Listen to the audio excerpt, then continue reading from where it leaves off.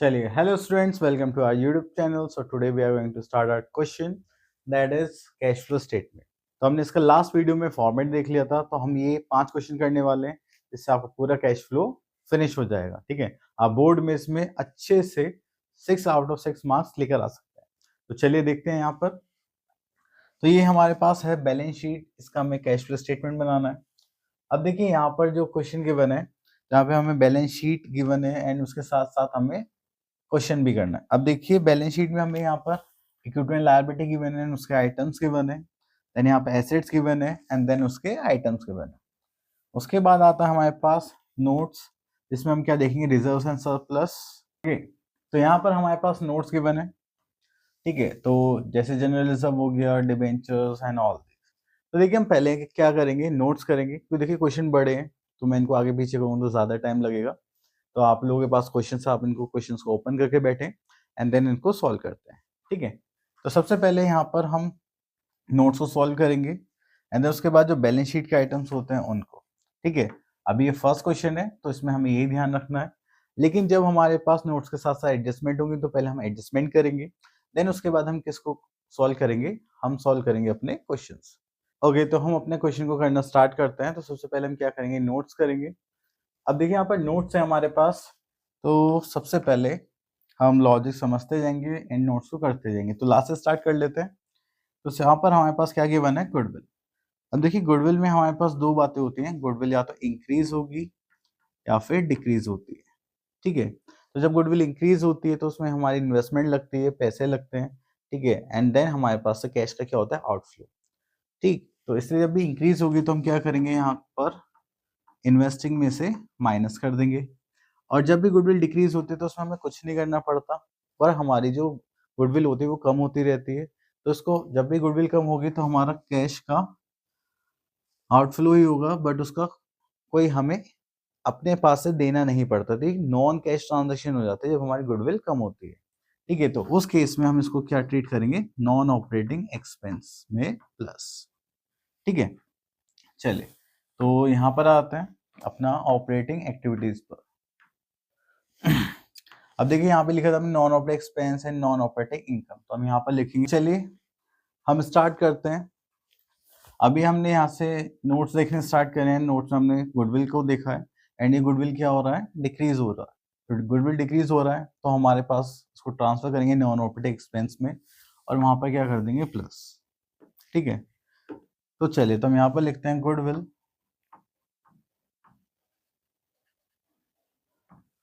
ठीक है, तो इसको हम क्या करने वाले हैं, यहाँ पर ऐड करने वाले हैं। तो यहाँ पर लिख देते हैं ऐड।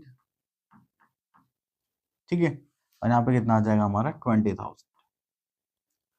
ओके, चलिए उसके बाद हम चलते हैं यहाँ पर टेंजिबल एंड टेंजिबल एसेट्स, जो हमारी क्या होते हैं, फिक्स एसेट्स, और ये कहाँ पर बिलोंग करती है, हमारी इन्वेस्टिंग से। तो चलिए यहाँ पर आते हैं land and building and machinery. Land and building देखेंगे तो 5 लाख और 8 लाख है। पहले 5 लाख थी, अब कितनी हो गई, 8 लाख। तो कितना हो गया, 3 लाख का डिफरेंस आ गया। तो 3 लाख इंक्रीज हो गई। तो जब भी 3 लाख इंक्रीज हो गई हमारी इन्वेस्टमेंट, तो आपको पता है कि आपने सेल करा होगा, परचेज करा होगा। आप बोलोगे सर परचेज करा होगा, तो आप यहाँ पर लिखोगे। तो यहाँ पर भी हमारे पास दो चीज होती है, ऐड के लिए हम ऊपर लिखते हैं और सब्ट्रैक्ट के लिए नीचे। आप ऊपर नीचे भी कर सकते हैं। तो चलिए यहाँ पर मैं नीचे लिख देता हूँ, that is purchase of building, and वो भी कितना, 3 लाख। और जो भी हमारा कैश का आउटफ्लो होगा उसके लिए हम क्या करेंगे, ब्रैकेट को यूज करेंगे। ठीक है, देन हमारे पास मशीनरी है, पहले कितनी की थी, 1,20,000, अब कितने की होगी, 30,000। इसका मतलब ये भी हमने परचेज करी। तो चलिए इसको भी लिखते हैं purchase of machinery.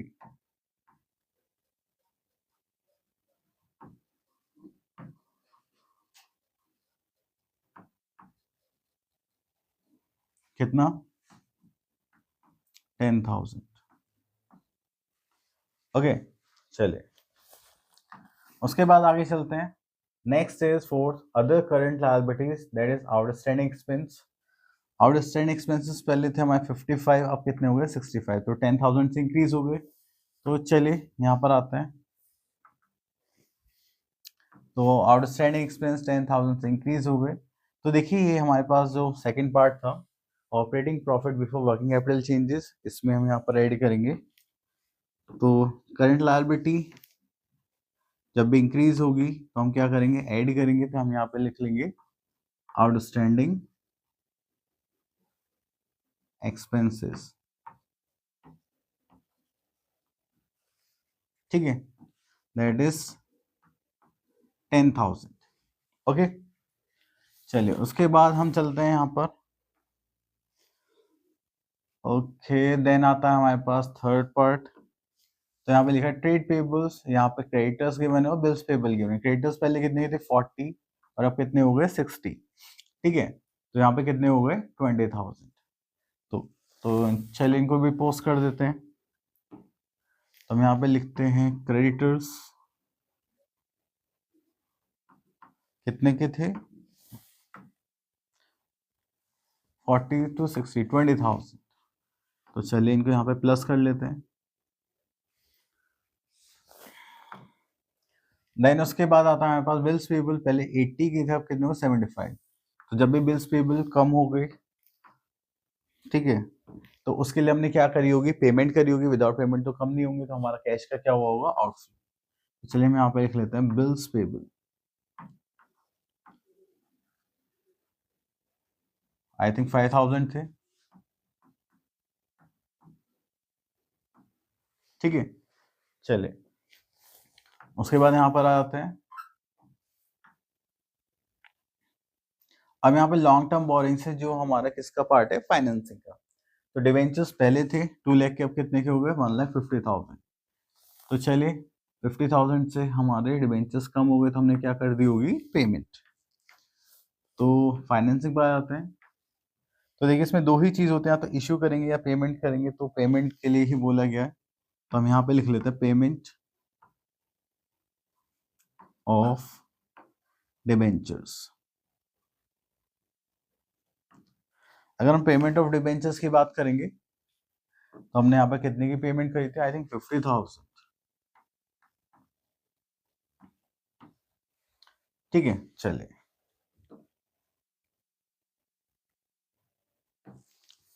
Okay, then उसके बाद आगे चलते हैं।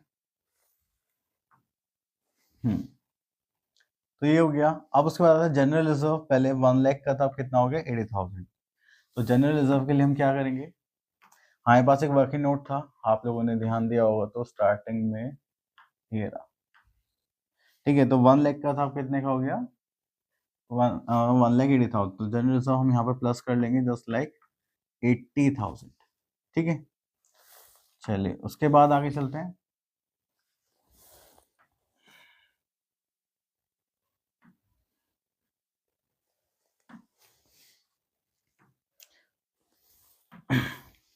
ओके, तो देखिए हमारे नोट्स हो चुके हैं फिनिश। अब उसके बाद चलते हैं हम यहाँ पर, जो हमने बैलेंस शीट में नोट्स के थ्रू नहीं करा, ठीक है। तो बैलेंस शीट में ऊपर से ही देख लेते हैं।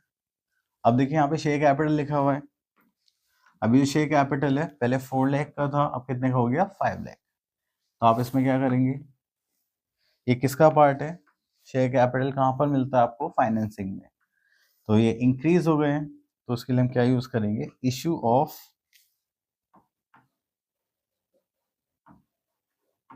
Share capital.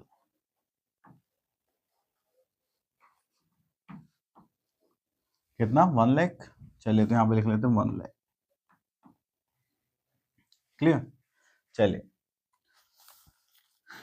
अब उसके बाद यहाँ पर अगर ये सब नोट्स में हम कर चुके हैं, तो आगे चलते हैं। तो ये भी 2 पार्ट नोट्स में हो चुके हैं, बस ये 3 आइटम्स बचे हैं। अब देखिए यहाँ पर क्या हमारे पास इन्वेंट्री है, trade receivable and cash and cash equivalent. Cash and cash equivalent तो लास्ट में आएंगे। इन्वेंट्री हमारा जाएगा ऑपरेटिंग एक्टिविटीज में, पहले 1,40,000 का था, अब कितने का हो गया 80। इसका मतलब कितने रिड्यूस हो गए 1,20,000। तो चलिए ऑपरेटिंग में लिखते हैं। अब 1,20,000 से क्या हो गए, रिड्यूस हो गए, तो हमारे पास क्या होगा, इन्वेंट्री गई होगी, जिसकी वजह से कैश का इनफ्लो हुआ होगा। तो हम यहाँ पे क्या कर लेंगे, प्लस 1,20,000, ओके। चलिए उसके बाद आता है हमारे पास ट्रेड रिसीवेबल। पहले 10 की थी, अब 20 की हो गई। इसका मतलब हमारा कैश का जो इनफ्लो हो सकता था पर नहीं हुआ। ठीक है, चलिए तो हम यहाँ पे लिख लेते हैं ट्रेड रिसीवेबल था,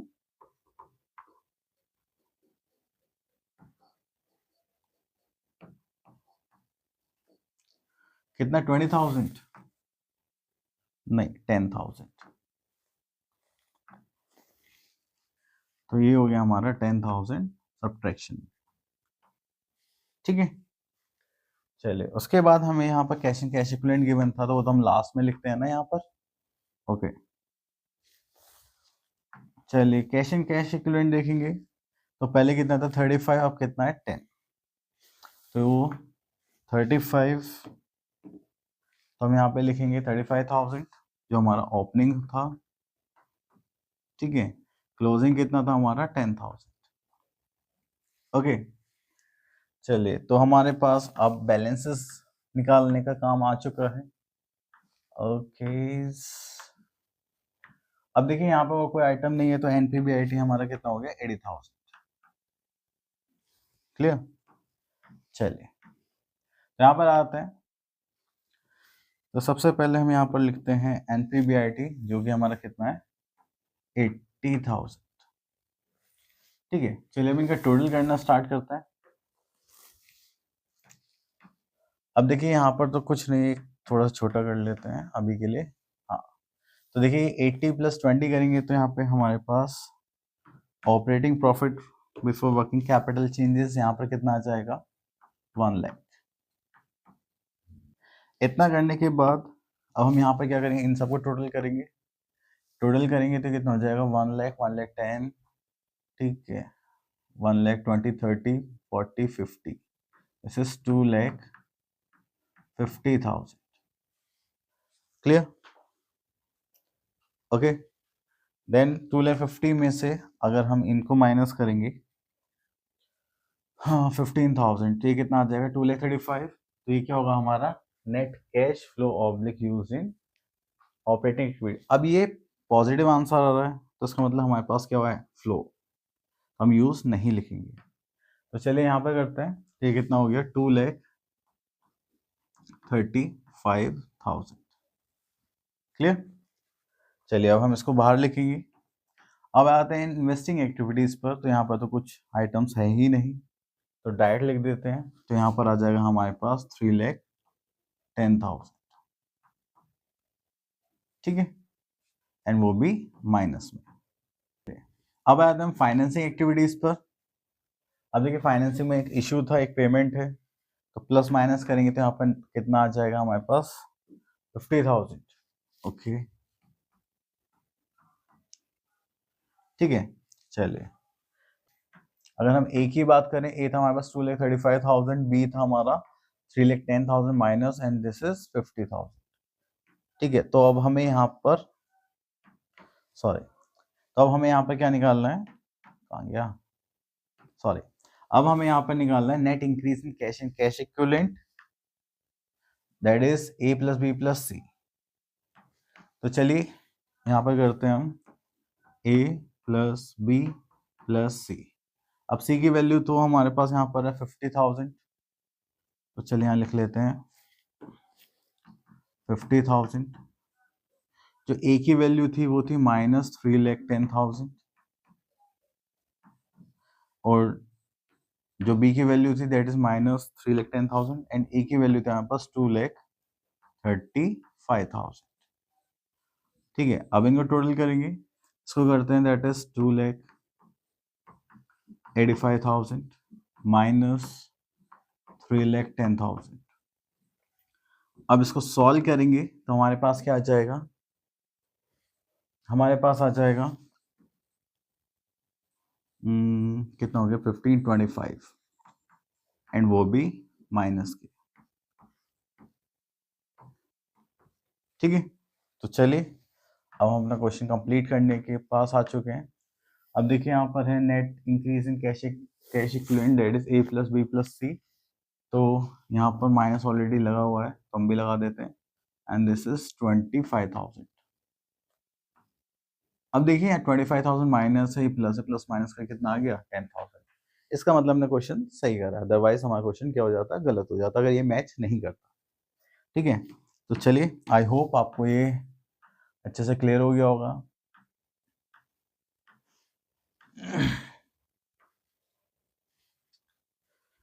ओके, तो आई होप आपको ये अच्छे से क्लियर हो गया होगा। अब मिलते हैं नेक्स्ट वीडियो में, till then all the best.